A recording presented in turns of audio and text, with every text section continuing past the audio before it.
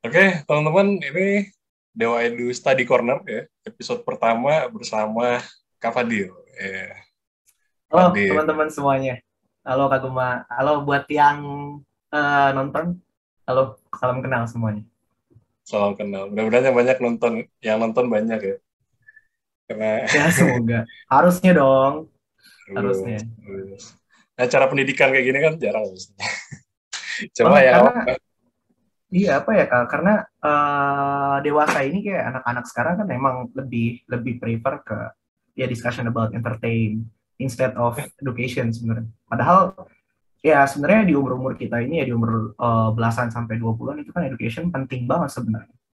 Dan banyak banget miskonsepsi yang bilang kayak ngapain sih sekolah? Tapi kan itu ada tanda kutip kan. Ngapain sih pendidikan tinggi? Itu tanda kutip. Padahal ya pada akhirnya ya pendidikan itu penting banget buat kita semua.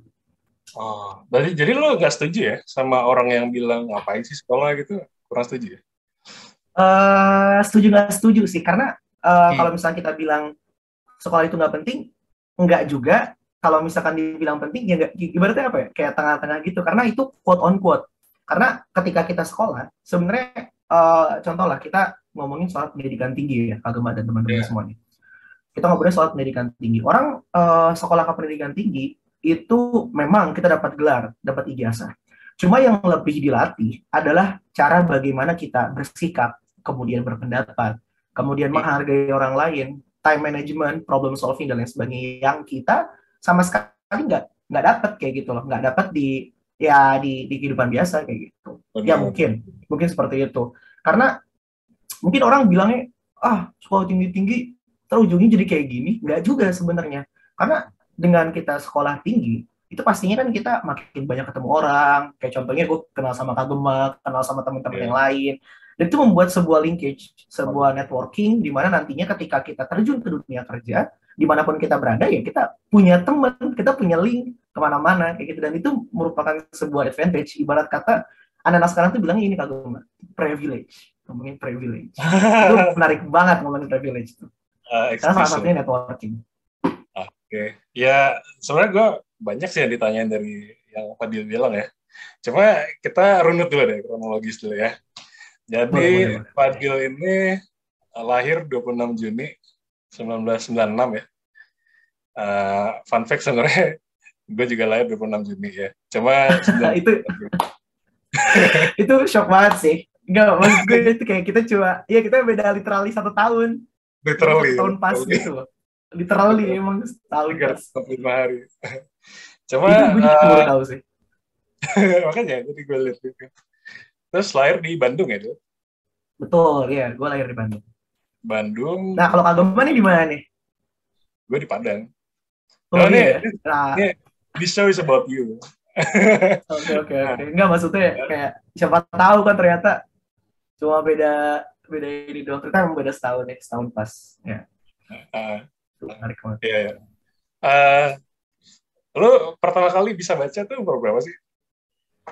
Well, Awal dulu deh, dari uh, awal. iya, oke, dari kecil. To be honest, kalau untuk pertama kali baca itu bisa kapan? Kayaknya, aduh, kurang tahu. Tapi sebelum SD kayaknya udah nggak yang bisa banget sih, tapi udah bisa mengeja kayak gitu. Karena dulu kan ya modelan kayak apa namanya taman-taman kanak-kanak gitu ya. Ya sebelum SD udah bisa baca sih. Ya, tenggat. Ya, jadi Kak Fadil ini uh, Prime Dalimas ya, dia KSN 2000, 2013 ya sudah OSN, sangat. Iya, OSN. Dia dulu namanya OSN nih teman-teman. Mungkin teman-teman sekarang yang denger ini taunya sekarang KSN, tapi dulu-dulu tuh waktu kami masih SMA namanya dulu Olimpiade Sains Nasional atau OSN. pada Sekarang saya namanya jadi KSN. OSN Betul. 2013 ya, dulu. 13 bener kan, Geografi. teman. Nah, jadi kita pengen tahu nih pengalaman lu dari pasti nih kalau yang juara-juara OSN ini dari SD, SMP-nya pasti udah apa ya advance student lah gitu ya, top class gitu kan. Bisa diceritain nggak? Mungkin dari SD dulu deh. Oke, Gimana dia nih SD-nya? sama teman-teman. Awalnya SD. SD itu gue sekolah di, boleh sebutin sekolahnya nggak sih? Boleh, boleh, boleh. Ya, boleh ya. Jadi gue SD itu di Sekolah Dasar Islam Terpadu atau disingkat SDIT Insan Tamat di Bogor. Nah, Jadi modelan sekolah dasar Islam terpadu ini bener-bener yang mix antara akademik dan juga agama kayak gitu. Jadi bener-bener ya agamanya iya ada, kemudian akademiknya juga ada. Nah, sepanjang perjalanan nih selama 6 tahun teman-teman sama sepanjang perjalanan kayaknya masuk ranking itu bisa dihitung. Oh gitu. Kayak iya, Oh, gue jadi nggak nyangka nih. Oh jujur iya. tuh, jadi SD itu kayaknya emang nggak pernah ranking sih, mentok-mentok kayaknya ranking berapa ya? 5 apa? Abis itu kayak kayak udah tenggelam di apa namanya di dunia permainan karena waktu SD itu emang emang jujur waktu kecil itu emang belum ini ya belum aware dengan uh, cara gimana baiknya belajar, kemudian strategi belajar yang bagus itu kayak gimana sih. Jadi emang benar-benar SD itu literally emang cuma main, baca komik dulu tuh ya komik masih hype banget waktu kita masih SD. Eh, Kemudian ya main PS dan lain sebagainya. Pokoknya eh. waktu SD itu benar jujur belum sama sekali melek akan gimana sih caranya cara bagusnya belajar dan lain sebagainya. Ya, makanya SD Oh, itu main PS halus. itu ya, Itu main benar-benar main Harvest Moon gitu. iya, Bukan. jadi Oh, kayak iya. kebanyakan main game gitu, main sama orang. Jadi emang emang lebih ke mediocre gitu sih, kayak anak-anak mediocre lah, nggak yang pinter banget, Oh. tapi nggak yang juga tenggelam banget gitu, mediocre banget. Tapi lu sosial ya orangnya ya? Dari SD tuh? Iya, jadi Oh, kalau lebih gue ke mana pribadi nih? tuh tipikal Ya. lebih tipikal yang Biasanya kan sosial kalau sih. Jadi ya ya ya, ya benar. jadi nggak yang apa ya, nggak yang scientific banget, nggak yang belajar banget. Iya belajar tetap, cuma kayak lebih banyak interaksi sama orang, kemudian juga banyak ngobrol sama orang. Karena nggak tahu ya, kayaknya emang passion gue tuh ngobrol sama orang sih, nggak ngerti, kayak enak aja. Gue tuh kayak nge-recharge energi, kayak bisa berbagi dengan orang lain, kayak ya pastinya orang-orang lain itu punya hal-hal yang nggak gue punya, dan Benar. dengan gue ngomong sama orang lain, ngobrol sama orang lain, gue tuh bisa mendapatkan hal itu dengan secara cuma-cuma ibaratnya, kayak kita cuma Ya ya ngobrol ya, doang, ya. kayak gue bisa lihat insight dari kagama itu memandang sebuah permasalahan seperti apa, kayak misalnya temen-temen yang lain Ya, kayak gimana, ya dari jadinya gua doang lah. itu enrichment sendiri sih buat diri dulu, dan senang aja sih ngobrol sama orang, Iya even a iya. stranger ya, Even stranger ya. Karena even ini unik stranger. teman. Gua ngasih konteks dulu ya. Ini unik ya teman-teman. Biasanya kalau yang menang Olimpiade itu biasanya anaknya pendiam. Gua pun waktu kecil pendiam banget asli gua. Sampai sekarang pun nggak se nggak se talkative itu lah ya. Nggak setalkative Fadil lah kan. Iya Jadi iya unik nih iya. teman-teman, dan dia apa talkative tapi nggak dapat medali emas kan. Gue pendiam dapat medali perunggu kan. Jadi Waduh, sebenarnya itu nggak bisa di ini sih, nggak bisa dipertimbangin soalnya. Aduh. jadi di jarang ya juara kelas justru ya di Ya waktu SD. SD itu emang jarang banget juara kelas. Paling mentok-mentok ini sih, kayak ikut Olimpiade Sempoa. Dulu kan Sempoa itu waktu SD itu lagi Oh, hype banget tuh Sempoa. Iya, iya iya iya. sempat sempat. Tapi cuma tingkat sekolah doang, kayak peringkat 4 gitu. Lupa. Oh, Ya oke. pokoknya main Sempoa lah gitu. Berarti di SMP ya udah mulai Olimpiade berarti. Pas SMP-nya bukannya? Nah, menarik lagi nih. Nah, oke, kita masuk ke dunia SMP nih, Kaguma dan teman-teman. Jadi, gue tuh dulu SMP di Pondok Pesantren Darun Najah 2 Cipining di Bogor. Jadi, itu ya ibaratnya pondok pesantren lah ibaratnya. Nah, Eh, nah baru nih Kaguma, baru waktu masuk pesantren, gue tuh udah masuk ke top 3 paralel. Jadi pas di pesantren malah muncul potensi akademiknya kayak gitu. Jadi hmm, di pesantren itu selama 3 tahun sekolah itu kayaknya mundar-mandir di peringkat 2, peringkat 3, paralel ya. Peringkat 2, hmm, peringkat 3, peringkat 2, peringkat 3 kayak gitu. ya, Dan ya, kalau untuk ini lucu banget sih. Jadi kalau untuk ya. Olimpiade sendiri, jadi waktu SMP itu sebenarnya lebih fokus ke lomba pramuka kalau sama teman-teman. Jadi lomba pramuka, senang banget lomba pramuka. Nah, Ya. Olimpiadenya itu malah nggak sama sekali nggak yang saintifik, malah ikut Olimpiade agama Islam. Itu Ah, beneran, itu oh beneran. gitu. Ya, jadi Olimpiade agama Islam dulu tuh, Ya, waktu ya, ya. SMP. Hmm. Itu lucu sih. Ya, Di luar dugaan gue, agak-agak yang juara bener itu juga bener. sekolah Hafiz gitu ya, Uh, atau memang tilawah Quran? Lebih ini materinya tuh fikih, Quran hadis, sejarah kebudayaan Islam. Jadi semua materi ibarat Berat ya. semua materi madrasah itu di Olimpiade kayak gitu. Ya ada Quran Oh, hadis, ada fikih, ada apa lagi ya? Ada lu sejarah kebudayaan SMP-nya memang ini ya, Islam. madrasah ya? Apa pesantren ya? Iya, Pesantren ya? MTS. Jadi Madrasah Sanawiyah. Darun aja. Iya. Oh, Darun Najah 2 Cipining di Bogor. Itu pedalaman banget lah. Tapi sekarang udah tapi bagus. berarti akarnya nggak ada akar olim-olim ya, nggak ada akar olimnya gitu ya dari SMP. Sama sekali. Tapi emang dari kecil itu udah diwanti-wanti sama psikiater apa psikologis ya kalau misalkan. Jadi pernah tuh gitu. ke psikiater mah sakit ya, psikologis ya berarti. Ke psikolog kayak gitu untuk tes ini karena potensi akademik. Nah waktu SD itu kalau nggak salah di tes itu sekitar 118 IQ-nya. IQ 118 dan dibilang ini masih bisa berkembang Pak Bu asalkan ditempatkan di orang-orang yang kompetitif, bukan orang-orang yang malah malas. Kayak gitu. Jadi benar-benar udah punya potensi anaknya, ya itu gue maksudnya. Kalau misalkan ditempatin di orang-orang yang kompetitif, yang jiwa kompetisinya itu gede, anak ini bakalan berkembang Pak, kayak gitu katanya. Nah sedangkan kalau misalkan ditempatin di orang-orang yang ya udahlah nanti aja, anak ini bakalan terpuruk juga kayak gitu. Nah dimulailah dari SMP ini. Nah SMP itu sebenarnya udah jadi omongan guru sih karena ya gue lumayan ya cukup ya termasuk orang pintar lah waktu SMP gitu. Termasuk pintar top class kayak gitu. Dan sampai pada akhirnya nih masuk ke SMA. Nah SMA ini gue SMA di Madrasah Aliyah Negeri Insan Cendekia Gorontalo. Nah ini juga menarik nih. Ya di IC. Jadi dulu waktu sekitar tahun 2011 sih, sekitar tahun 2011 itu tuh sebenarnya dikasih tahu Kak sama teman-teman nih. Jadi ada nih sekolah bagus SMA kayak gitu ya. Beasiswa dulu tuh bilang sekolahnya Pak Habibie. Kan kepo kan, sekolahnya apa sih? Ya, pokoknya terkenal lah ibaratnya kayak gitu. Nah tapi pas sebelum tes itu cutting yang pinter di angkatan yang atas tuh pernah ngetes, cuma nggak pernah ada yang lolos sama sekali bertahun-tahun dari Dernaja ini masuk IC untuk masuk IC. Oh untuk masuk IC? Nggak masuk, iya masuk sekolah SMA. Iya nggak ada yang pernah masuk. Even itu orang yang dibilangnya paling jenius di angkatannya, kakak tingkat waktu itu tuh nggak masuk sama sekali. Terus kan kayak ya dia aja nggak masuk yang pinter banget, apalagi cuma gue kayak gitu. Jadi ya udahlah kayak cuma sempat minder juga. Apa? Sempat minder juga. Jadi sempat pesimis. Sih. Itu pesimis banget karena gini Kak Gema. Dulu waktu tahun 2011 itu tuh yang daftar apa namanya? Daftar modelan berkasnya itu aja itu 12.000 orang. Waduh. Iya. 12.000 yang diterima paling 200 ya? Berapa? 300 yang diterima. Yang keterima cuma 240. Kayak itu kan daftar berkasnya 12.000 tuh. Nah, kemudian ada aja ya, teman-teman. Kalau MIT itu tuh acceptance rate-nya paling 5% ya, 6% ya kan? Ya, ini berarti segitu. Ya, 240 bagi 12.000 ya. Berapa ya, itu? Sedikit lagi berarti. Sedikit lagi. Sekitar 2% sih. Iya, sekitar 2% ya berarti ya. 2% ya. 2%-an, iya. Kayak gitu. Nah, jadi setelah 12.000 ini kalau mana teman-teman itu dikurasi lagi dari berkasnya ini sampai ke 8.400.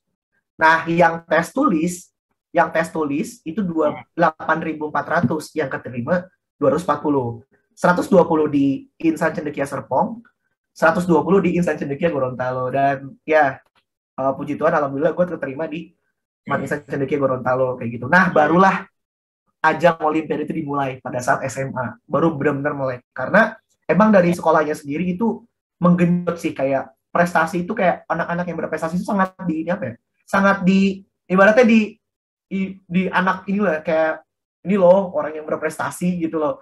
Dan dari situ bikin anak-anak yang ada di IC itu tuh bener-bener terpacu untuk apa? Untuk being the best gitu, kayak gue harus jadi yang terbaik kayak gitu. Karena ketika dia menjadi yang terbaik, dapat daerah yang kompetitif lah ya. Tempat kan tadi dibilang sama psikolognya, kalau lu dapat tempat yang kompetitif, lu akan berkembang kan ya.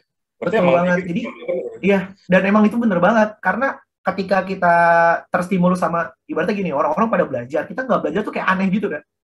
Kayak aduh masa nggak belajar sih? Akhirnya pada awalnya itu tuh kerasanya kayak yaudahlah belajar aja deh, ikut teman yang lain, tapi lama-kelamaan enjoy dan kemudian malah jadi berkompetisi, teman dapat nilai sekian, gue nggak mau kalah nih, dapat lebih tinggi, dan menurut gue salah satu circumstance yang nyaman buat berkarya atau buat Olimpiade ya salah satunya di Insan Cendekia ya, selain SMA lain ya, karena emang jiwa kompetisinya itu tuh bener-bener diuji. Karena kalau kita sendiri dulu waktu tahun 2011 SMA itu kalau misalkan nilainya ada yang jeblok itu kita bisa di drop out kayak gitu ya, modelan Oh kuliah iya, gitu. Karena ya karena jadi di beasiswa IC ya. itu emang ya jadi kita karena kita beasiswa full full dari baju, kemudian buku, kemudian makanan segala Kan ya? macam. Pokoknya kita free.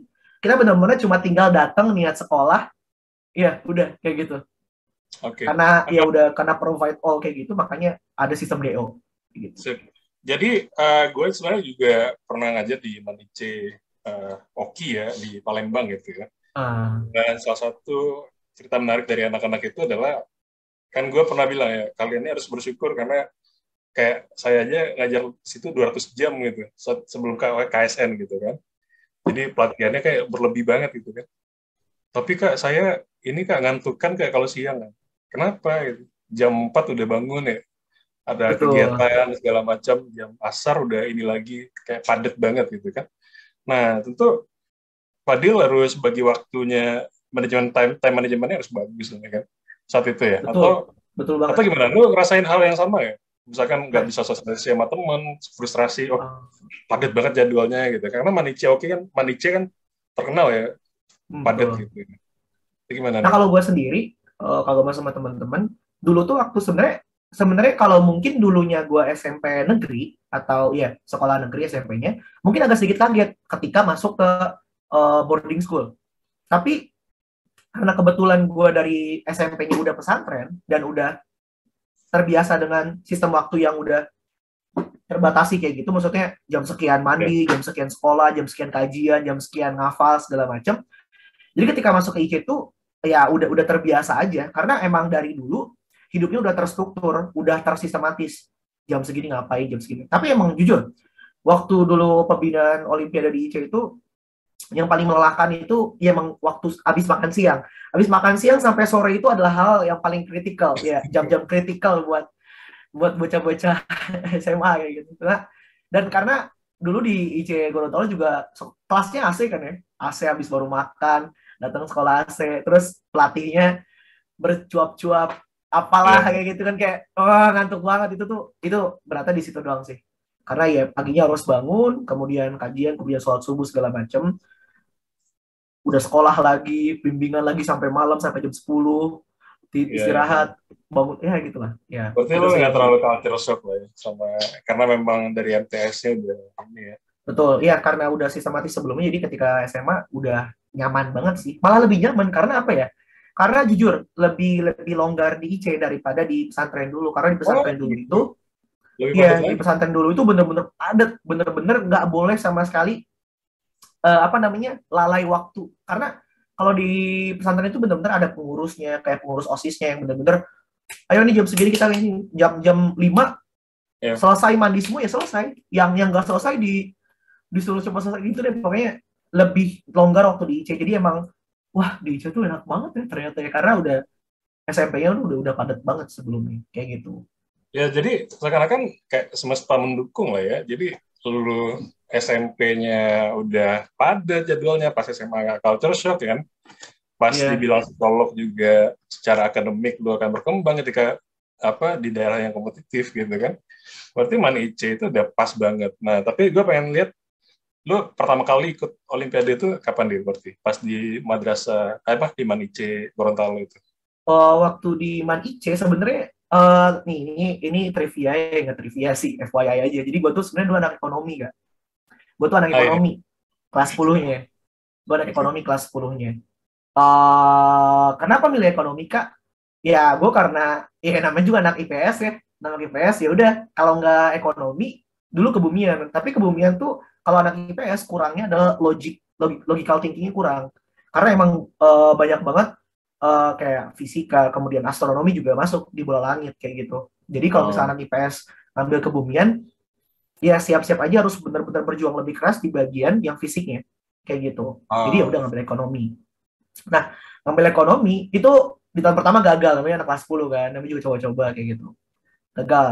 Ini masih tingkat sekolah nih, tingkat sekolah.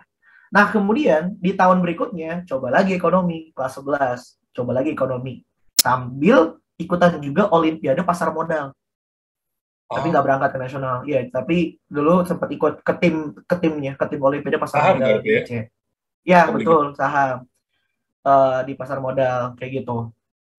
Pasar modal gagal. Nah, kelas 11 itu tuh waktu tes sekolah itu masuk sebenarnya tim sekolah. Nah, Ekonomi ketika juga, masuk Mas? tim sekolah, iya ekonomi juga. Oh, gitu. Masuk tim sekolah, kemudian dilobi lah sama panitianya kayak gitu.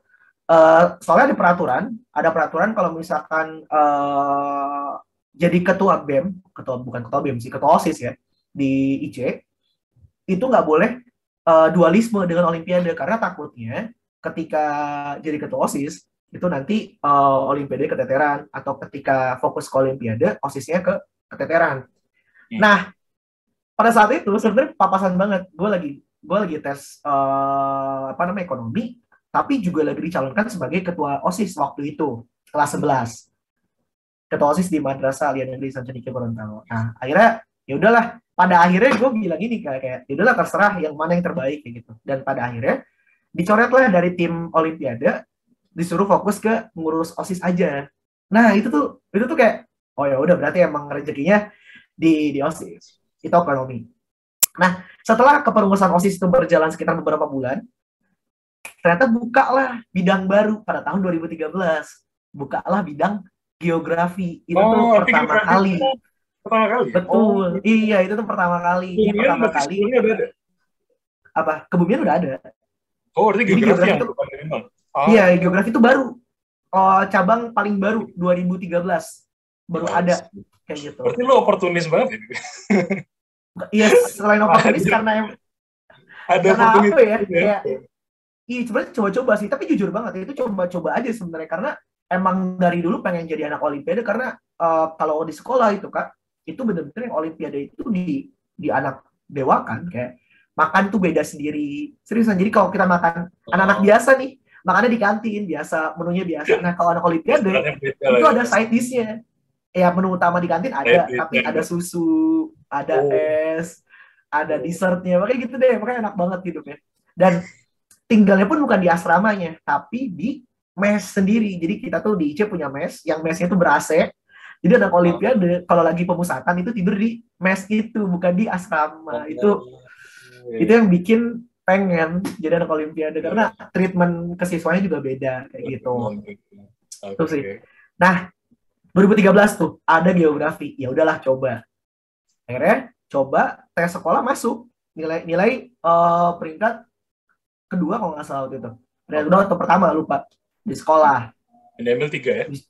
Iya, yang diambil 3 orang kan dari sekolah. Itu pembinaan lah. Kita pembinaan bersama guru geografi biasa. Kita pembinaan. Kemudian masuk di OSK ya. Olimpiade Sains Kabupaten. Di Olimpiade Sains Kabupaten ini nggak terlalu ini sih, nggak terlalu apa namanya kompetitif karena emang mohon maaf nih bukan apa namanya bukan mendiskreditkan ya, tapi ya sekolah yang paling bagus di Gorontalo kalau nggak Man IC ya SMA 3 Semantik di kota kayak gitu. Ya anak Olim tahu lah nah, kebetulan kompetitif kan di ya, Jawa. Betul.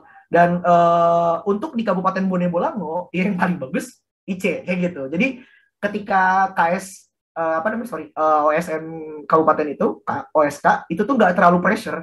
Jadi oh ya udah kayak ya udah gitu loh. Jadi ya bukan bermaksud congkak atau sombong ya, tapi lebih ke ya udah gitu loh. Kita usaha aja yang terbaik. Toh kita udah belajar. Kerjain satu soal pilihan ganda semua.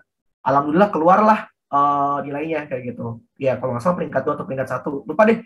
Peringkat 2 kalau nggak salah kalau kabupaten tuh.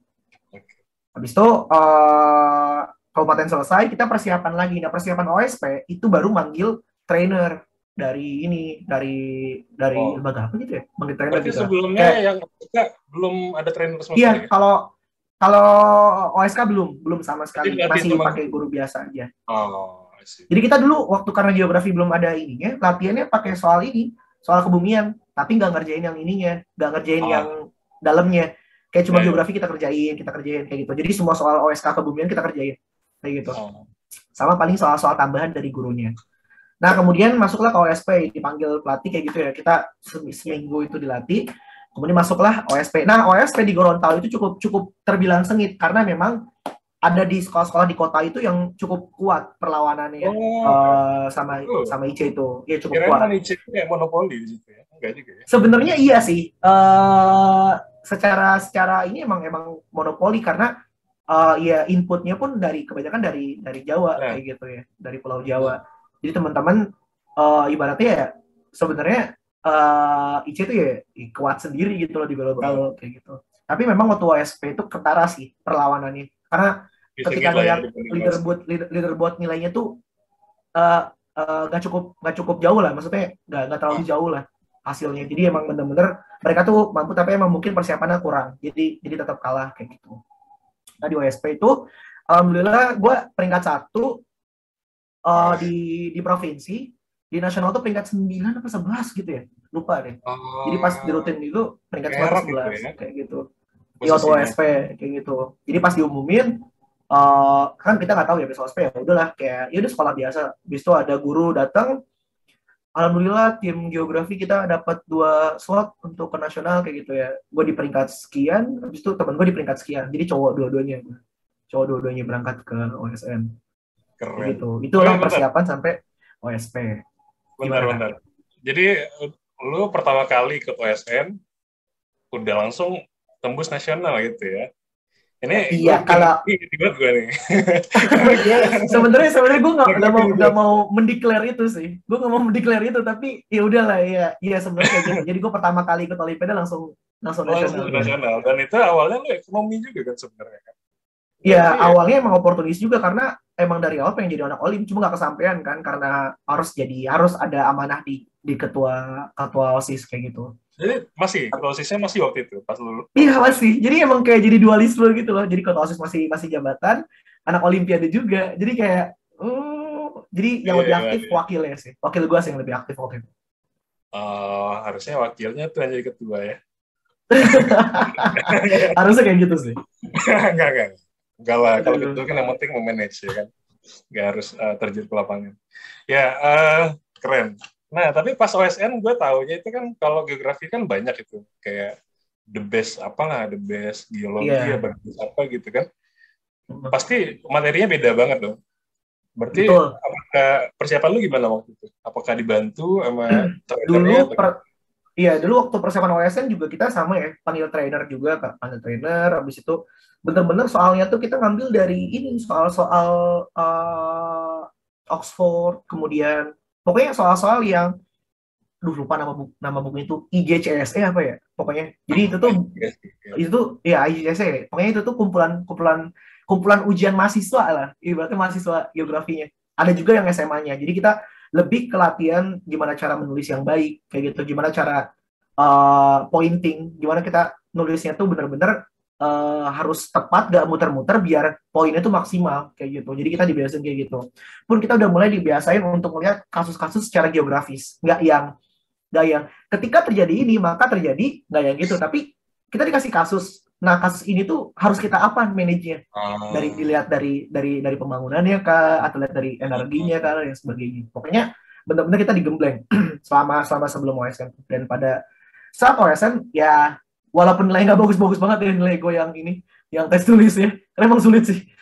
ah. Jadi ya lumayan aja nggak terlalu bagus kayak gitu Tesnya, waktu tes tesnya ada tulisnya. berapa sih yang di nasional? Jadi waktu 2013 kan sampai sekarang sih. Jadi tesnya itu pertama written test, tes tulis. Habis itu ada multimedia test. Hmm. Multimedia itu kayak dia pakai pakai PC, pakai laptop kayak gitu. Nanti diliatin gambar. Jadi soalnya itu bergambar. Ibaratnya soal bergambar sih. Oh. Soal bergambar kayak gitu. Dan pilihannya pilihan ganda. Tadi written test, multimedia test. Habis itu laboratory test. Ya, laboratorium. Sama yang terakhir itu field field test. Ya, field test. Tes lapangan. Nah kayak gitu. Jadi ketika empat itu dikerjain, yang written sama laboratori, ampun lah, udah kayak ya udah lah ya, Tapi ya udah lah ya. itunya sama nggak? Porsi nilainya sama nggak? Oh kalau porsi nilainya gedean di Kalau berapa ya? written test berapa? Lupa di kalau porsi nilainya lupa. Tapi lebih gede di written. Ya, Written paling oke. gede kalau nggak salah. Written paling gede. Habis itu untuk yang multimedia laboratori sama field, kayaknya lebih gede di field juga sih. Jadi written, field baru dua yang kecil ini kayak gitu. Oh, terus yang Kalau nggak salah ya eksperimen dulu. kalau kalau ge- 2013 tuh di mana ya dulu OSN-nya? Di Bandung, di Soalnya Bandung, di gue Bandung. di Bandung ya. Oh, Iya di Bandung. soalnya gue 2 kali Jakarta. kayak Berarti lu kayak yang waktu di Taman Mini ya? Iya nggak sih? Taman Mini ya? teman Waktu mini, pengumuman. teman mini. Iya tahu. Lo waktu itu di mana liburannya? Gazebo ya? Apa namanya? Dulu Gedung Sate gitu kan? di mana ya? Waktu di 2013 di Bandung tuh liburannya ke TSM, Biasanya apa ya? Trans Studio Mall. Oh, Trans Trans Studio Studio Mall. Mall. Iya. Kok ke mall sih? Sumpah, bener. Lu 2013 dulu kan masih masih Trans Studio tuh masih bener. Wow, hanya orang-orang tertentu yang bisa main ke Trans Studio Mall. Habis itu kayak, wah bisa Oh, main nih. Kayak gitu. ya. Oh, gitu. Nah, dari pengalaman gue, waktu gue OSN, eh, biasanya kalau diajak liburan, itu malamnya tuh pengumuman, ya sih? Bukan? Ya, Itu kayak gitu. iya biasa kayak gitu. Iya biasa kayak gitu kan. Nah, jadi pas liburan itu, eh, lebih ke Nggak tenang. ngobrol teman, apa malah mikirin hasilnya, gimana? Waktu itu. Sebenarnya sebenarnya waktu udah liburan gitu ya kayak kan biasanya habis liburan besoknya pengumuman ya. Iya kalau Ya, ya antara kayak gitu lah. kalau Biasanya besok kayak ya, gitu. Jadi beberapa hari juga. jadi bener-bener ketika liburan tuh emang udah nothing tulus sih Kak. Karena emang gimana ya? Karena toh ini baru pengalaman pertama. Jadi kalau emang dikasih rezeki ya udah gitu loh.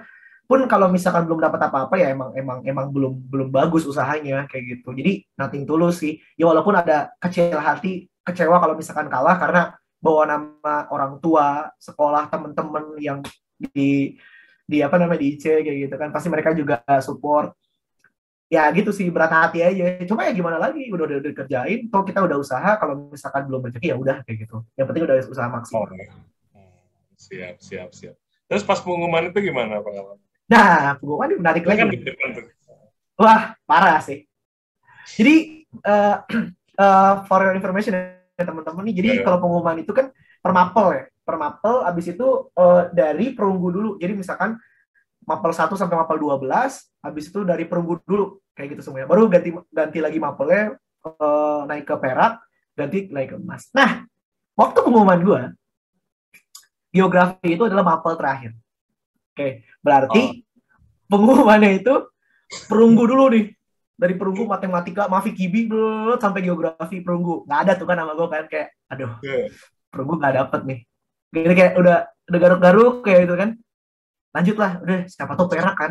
Coba nih dengerin dulu perak nih.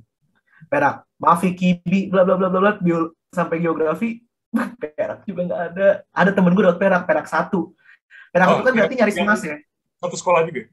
Iya, satu sekolah juga itu dia perak Oke. 1. Perak pertama. Jadi kalau teman-teman lihat urutannya itu dia berarti peringkat 6. Nah, Peringkat 6 kayak gitu. Ya. sedangkan lu peringkat 9 sebelumnya. Jadi, Ya, kan kayak mikirnya, itu kan kayak iya, kayak shock itu banget masih kan. bayang sih. Anjir gue. Ibaratnya gue di provinsi ini ngalahin dia. Lah dia Iya, nasional peringkat 6. Aduh, kayak wah, kayak perak nggak dapet, perunggu nggak dapet. Pada akhirnya pengumuman. Akhirnya emas kan kayak udahlah kayak nggak mungkin lah dapat Mas emas. berapa deh? Mas berapa? Pengumuman Oh, belum. apa? Iya, sorry. Enggak, lanjut. Peringkat pengumuman emas nih ya. Mafi Kibi. Nah, temen gue ada fisika dapat emas, emas kedua. Si kalau lu kenal Ahmad Tubaydi. Nah, dia Oh, mas kedua. Mas tuh kan kayak dapat emas iya. coy, soal gitu coy Keren. kayak kayak Langsung. heboh banget kan. Terus kayak yang belum dapat medali itu pada nunduk semua kayak udah skip skip ya, kayak udah capek banget, udah kayak udahlah pulang aja daripada malu kan. Mafi Kibi terus sampai akhirnya geografi nih. Geografi ini diumumin dari Mas 5 dulu kan. Mas kelima diumumin bukan gue. Emas kedua, emas keempat diumumin bukan gue juga. Emas ketiga diumumin bukan gue. Udah pasrah kan. Itu Udah pulang aja. Gue udah ngangkat, angkat apa? Angkat tas. Gue kayak udah Umi pulang aja. Kita nggak bakal dapat lagi lah. Sumpah gue udah kayak gitu. Kayak kita nggak bakal dapat lagi. Pulang aja udah. Mas 3, nah Mas kedua ini namanya Muhammad depan. Nama depannya Muhammad. Nama depannya Muhammad kan kayak Mas kedua kayak Muhammad. Bentar jangan pulang dulu. Siapa tahu ini. Mas kedua ternyata pas disebutin bukan nama gue kayak ya. Udah setelah itu udah lemes, udah kita beres-beres. Dan kita sampai pada peringkat pertama Nah, gitu, emas pertama gitu. Biasanya kan kalau Mas pertama tuh ada intro panjang sekali kan. Iya, Kayak sumpah nggak Mas penting pertama. gitu. Jadi Mas pertama tuh kayak iya kayak ditarik ulur dulu lah namanya Iya, gini, iya, iya. bercanda-bercanda dulu kayak udah kan karena emang jujur karena emang masih pertama kali ikut Olim jadi ya nggak mungkin lah gila kayak itu pencapaian tinggi banget kalau misalnya bisa sampai kayak gitu. Udah kayak udah beres-beres, kita udah siap-siap, udah lu pulang. Kata guru-gurunya, jangan pulang dulu, dengerin dulu pengumumannya. Udah Mi, pasti kalah lah. Kayak teman-teman udah sini saja gitu kan. Karena ya aku apa namanya kayak diharapin bisa dapet kayak gitu kan sama teman-teman kayak gitu. Dan pada saat mau pulang disebutin, ya Mas pertama Muhammad Fadil Safrizal Gevariansyah dari Provinsi Gorontalo. Itu kayak oh gila kayak runtuh. Iya lah, Itu iya, bener, iya. itu runtuh kayak gue langsung sujud, gue nggak tahu kayak di kerumunan orang gue langsung sujud semua orang. Iya. Itu kayak nggak bisa dibayangin Itu momennya udah kayak pemain ini banget. hegemoninya. Itu pasti semua beban lepas Itu itu. pecah itu kayak oh teriak kayak aduh udah Iya, bener-bener iya, lah. iya. Waduh. Itu sih pengalaman pengalaman paling epic Tapi kayak gitu. keren sih itu. Maksudnya apa? Lu ketua OSIS terus apa menang Olim juga kan. Dan juara satu lagi absolute winner ya. Ya, buat Sebenarnya teman-teman itu prestasi yang ini banget ya. Teman-teman coba aja ya medali perunggu aja itu susah gitu. Kalau absolute winner itu apalagi gitu kan. kayaknya lebih ke ini sih ya. Lebih gue sepakat sama omongan yang opportunity itu. Kayaknya emang emang ibaratnya belum banyak orang yang jago gitu loh. Ah, Belum banyak orang yang jago dan itu tahun pertama ya mungkin pada saat itu skill gue masih dasar rata-rata nih. Jadi ketika ikutan lomba udah bener kayak gitu. Tapi kalau sekarang gue juga kayak udah geleng-geleng nih. tapi Kalau enggak yang juga. sekarang Lu di UGM kan ya kuliahnya ya? ya, UGM. ya gue di game. Ya dan bagus juga lah di UGM juga kan. Berarti lu emang kompetitif orangnya. Emang. Jadi Ya gue mungkin jujur sih pembeda emang lu sama sama yang apa medalis lain apa ya? Mungkin pembeda lu sama oh oh gue gimana? juga menang ini the best field work test. Jadi gue the best lapangan waktu itu. The best lapangan juga, absolute winner Ya juga ya. Cuma the best maksudnya lapangan sama absolute winner. kalau kita lihat ke belakang ya in hindsight, Hmm. kira-kira apa sih faktor terbesar dalam kemenangan lu gitu? Apa sih menurut Wah, kalau Fadil? dibilang faktor terbesar atau diri kayaknya ya belajar sekenanya aja. Gak maksudnya bukan bukan sama saling nggak belajar ya, tapi belajar. Tapi gimana ceritanya belajar kita ini tuh bisa optimal kayak gitu. Contohnya kayak gini. Kita baca banyak banget buku di satu waktu, tapi kita nggak pernah latihan. Itu tuh Hmm. menurut gue sangat wasting.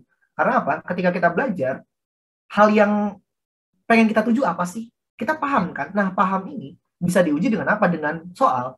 Jadi ketika kita belajar itu, kalau menurut gue pribadi lebih lebih prefer nggak yang disampaikan gitu kak. Kayak misalkan, nih lu belajar bla bla bla bla bla bla bla bla banyak banget tapi nggak dieval. Gue lebih prefer yang dikasih soal, gue ngerjain sebisa gue.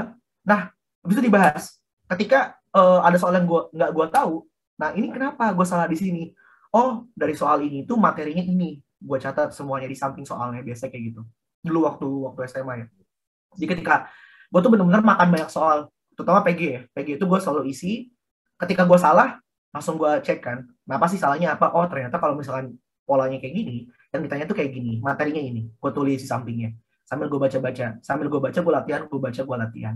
Dan pada akhirnya ya terbiasa sendiri. Dan kalau gue boleh jujur, gue lebih pintar dulu daripada sekarang. Jujur ya, kalau boleh jujur nih. Kalau boleh jujur, skill skill gue geografi gue tuh mungkin lebih pinter dulu daripada sekarang ya mungkin ya sekarang lebih lebih matang lah cuma kalau misalkan lebih dalam materinya materi A sampai Z ya dulu dulu banget waktu SMA karena dulu tuh bener-bener kita digembleng ya sama sekolah tuh bener-bener ngelotok lah mau nanyain apa tahu lah kayak gitu itu Ya, kalau ya. sekarang kan bener-bener yang cuma scope pekerjaan aja kayak gitu nggak semuanya. Ya, ya. Ya, apa? Sebagai info ya, Kak Fadil ini sekarang master teacher di ruang guru ya, Kak Fadil. Betul. Ya, Ya, teman-teman siapa jadi tahu pernah buka aplikasinya itu ngeliat ya itulah saya ya, gitu. ya. Jadi ya kita udah denger ya teman-teman dari Kak Fadil. Nah, tapi mungkin ada terakhir nih ada rapid fire question nih buat lo nih Apa tuh? ya. Tapi nanti jelasin dikit lah ya kenapanya ya. Boleh, boleh. Fisika, jangan fisika. Gue malah fisika. Geografi atau kebumian? Sekarang apa? Apa Sekarang, dulu? sekarang. Jadi sekarang ya. Sekarang. Kalau sekarang sih lebih lebih cinta geografi sih. Geografi. Oke, nanti ya jawabnya. Oke. Eh, apa lagi ya? Eh, sukses di Olimpiade apa organisasi? Sekarang, Organisasi sih. organisasi. Oke. Satu lagi deh ya, terakhir ya. Oke. Ini kayak segmen pertanyaan gitu ya. Jawab cepat ya. Ya, ya, jadi ya, biar ini nanti dijawab aja ya. Apa lagi ya? Eh, fundamental atau widespread? Apa? Yang Fundamental kedua yang atau nyebar, widespread? widespread kayak gitu. Ya, ya. Ya. Widespread sih. What's widespread? Oke. Dari itu Widespread. dulu deh. Spread gitu. Spreading. Apa ya? Spreading ya. Widespread. Ya, dari itu dulu ya. Lo milih geografi tetap. Gue kira kebumian, karena kan pasangan gue juga kebumian ya. Jadi Ya, dia betul. cerita kayak kebumian kan lebih ke sains, ya nggak sih? Betul. Nah, tapi lo tetap sekarang tuh tetap geografi. Iya, tetap geografi. Gimana? Nah, kenapa gue pilih geografi? Karena nggak tahu ya, geografi itu a little bit politics. Ya, a little bit politics. Gitu. Ada politik dalamnya. Jadi bukan cuma kita belajar physically, secara fisik, batuan, tanah, air, tekanan, segala macam. Tapi dari fisik itu kita bisa implementasikan menjadi sebuah kebijakan. Kebijakan keuangan. Contohlah RT/RW, Rencana Tata Ruang Wilayah. Dan di situ kenapa gue tertarik itu? Karena nggak tahu ya, gue emang lebih prefer bagaimana kita punya basic di geografi, kita implementasikan ke produk kebijakan. Itu yang gue suka. Karena apa? Karena banyak banget, mohon maaf nih, bukan menyenggol atau apa ya. Ada lah di negara antah berantah ini petinggi-petingginya yang tidak paham basicnya seperti apa, tapi kemudian membuat kebijakan yang sembrono dan pada akhirnya siapa yang dirugikan? Ya orang-orang yang tinggal di sekitar situ. Kayak gitu. Jadi kenapa gue prefer geografi? Karena ya selain kita belajar fisik, secara fisik kita juga bisa mengimplementasikannya dalam bentuk kebijakan. Itu yang gue seneng. Ya walaupun kebumian juga iya ya, tapi kebumian kan lebih identik dengan teknik, ya lebih identik dengan dia sebagai orang lapangan segala macam. Tapi untuk penyusunan kebijakan dan segala macam itu masuknya ke anak geografi. Ya berarti lo emang selalu ngelihat nilai sosial ya, dari apapun yang lo lakukan. Gitu. Iya sih, kayaknya emang dari dulu anak sosial banget ya. Iya. Ya, beda banget sama anak-anak matematika. Oke. Yang kedua tadi apa tadi ya? Organisasi apa? Organisasi apa Olim ya? Nah, gimana? Kenapa organisasi? Karena gini, mungkin dulu ketika lagi on fire-nya Olimpiade, itu pengen banget untuk bisa the one and only yang shining, kayak gitu nggak sih? Kayak kayak bener-bener ibarat kata langit lagi gelap nih, cuma dia doang bintang di langit. Jadi bener-bener pengen dilihat tuh, keren. Coba pada dewasa ini, menurut gue yang keren itu adalah seseorang yang bisa membawa banyak orang untuk bisa menjadi keren. Nggak yang dia cuma sendirian doang menjadi bintang di langit, tapi dia tuh menjadi dia membawa ribuan bintang untuk bersinar bareng kayak gitu. Itu menurut gue lebih meaningful sih, lebih juga bermanfaat buat orang lain. Karena pada akhirnya kita makhluk sosial yang ya kita butuh orang lain juga buat naik kayak gitu. Bukan cuma kita naik sendiri, tapi kita juga butuh orang lain buat naik, dan orang lain butuh kita untuk bisa naik sama-sama. Jadi gue lebih prefer bagaimana kita bisa membangun networking di organisasi, kemudian juga bersama-sama untuk mencapai tujuan bareng. Itu gue lebih suka itu sih. Oke, tapi kan mungkin kalau di organisasi itu ya salah satu orang leader itu kan harus punya karakter dan kompetensi kan. Kalau karakter doang dari Fadil kan yang tadi kan, yang bisa membawa orang semua shining juga kan. Kalau kompetensi ya mungkin dari Olimpiade itu kan ya siapa tahu kan nanti dari betul. yang dia punya gitu kan. Tapi yang kerennya lu dapet dua-duanya gitu kan. Cuma karena suruh milih ya, gue lebih berat ke sosial sih ya. Gitu. Cuma kan waktu dulu kan emang pengen aja, ya pengen jadi orang yang terkenal ya. Star syndrome gitu. Iyalah. Cuma tentu Olimpiade yang membawa Fadil juga sejauh ini.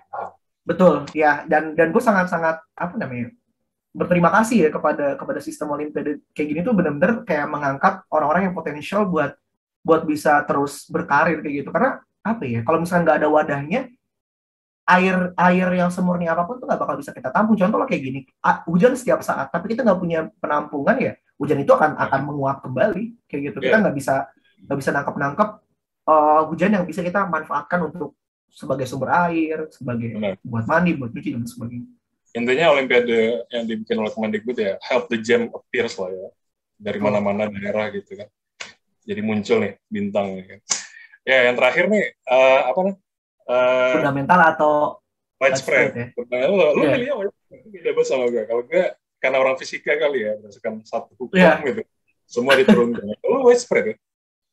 Ya gue lebih karena ya emang technically gue bukan orang yang sistematis banget ya. Jadi emang orangnya bukan orang fundamental. Karena menurut gue ya fundamental itu penting. Tapi pada kenyataannya ketika kita fundamental itu kita tarik ke kehidupan nyata, pasti ada namanya kontemporer.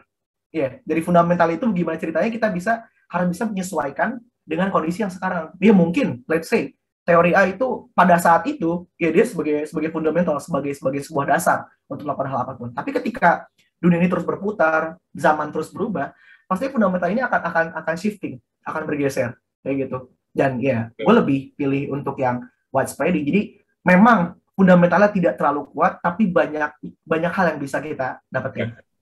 Ya itu gue kalau kata dosen apa fundamentalist lives in the bubble. Jadi bukan di real world, tapi in the bubble yang metaverse ya. Metaverse. Universe. Metaverse. Ya ada lah dia bikin sendiri gitu kan. Widespread ya itu widespread memang biasanya yang menang sih. Karena kalau di basket juga ya. Gue suka basket ya. Jadi kalau di basket itu biasanya nonton sih enggak, kalau main iya. Ada tuh namanya kalau Kobe Bryant tuh, mendiang Kobe Bryant itu. Iya. Caranya attention to detail gitu ya. Biasanya yang bisa attention to detail itu memang yang widespread sih. Kalau yang fundamental kan satu hukum, tapi detailnya pasti kelewat-kelewat. Betul. Cuma dia akarnya kuat.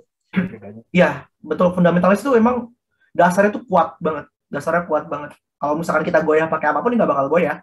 Fundamentalis. Nah, tapi kalau yang tipikal widespread ini, dia ini bisa kemana-mana. Ke A masuk, ke B masuk, ke C masuk. Jadi, bener-bener dia spreading everywhere. Kayak gitu. Iya. Salah satu tokoh yang terkenal di widespread ini itu Aristoteles ya. Aristoteles. Fisikawan jarang banget ya. Elon Musk pun itu fundamentalis. Fundamentalis banget ya. Tapi nggak ada, buat teman-teman ya, itu nggak ada yang dua-duanya, nggak ada yang lebih baik dari yang lain. Ya. Betul. Iya. Nggak ada yang lebih baik. Karena gimana ya, kayak ketika kita menjalani hidup, karena semua pilihan itu menjadi abu-abu. Tergantung kita mau pilihannya kayak gimana. Ya ketika pilih A, kalau misalkan A jadi baik ya baik. Ketika pilih B bisa jadi baik juga, sebenarnya nggak ada yang salah dengan pilihan itu. Karena menurut gua bukan apa pilihan kita, tapi apa tujuan kita dari pilihan itu. Kita menuju mana kayak gitu dari pilihan itu tuh. Menuju orang baik bisa, menuju orang jahat juga bisa sebenarnya. Jadi di pilihan itu nggak ada yang salah, nggak ada yang benar. Gimana cara kita mengimplementasikan pilihan kita aja. Jadi ini quote terakhir dari Fadil lah ya. Itu bukan apa? Yang penting kan tujuan kita ya, bukan pilihannya. Bukan pilihan ya, kita mau kemana kayak gitu. Milih mana bebas kan? Ya banyak jalan menuju Roma kan. Ya bisa lewat jalur sutra, bisa lewat kapal, bisa lewat udara kayak gitu ya. Something like that.